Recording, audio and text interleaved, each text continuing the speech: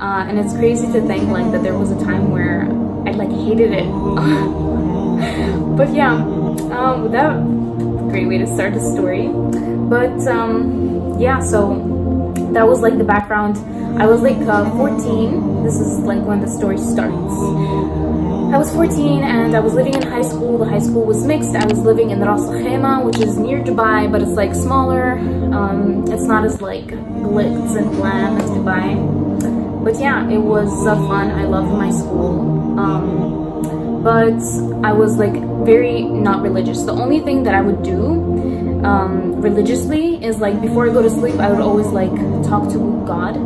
And I did believe that God was one. Like I didn't really understand, I never really understood the whole like Trinity, God, and like the sun and ghost. And you know, my family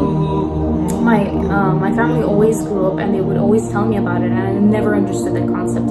Thank God, alhamdulillah, for my mom who like kind of pointed me in the right direction even before Islam. She would always be like, just pray to God, like every night you just go. And in my head, I remember I was talking to God. I wasn't talking to Jesus or, you know, someone like that. So alhamdulillah for that.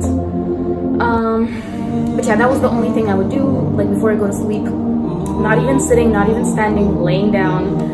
I would just like give a little prayer and then go to sleep. And some days I would forget and it was like no big deal. But apart from that, alcohol, boys, what else is there? Pork.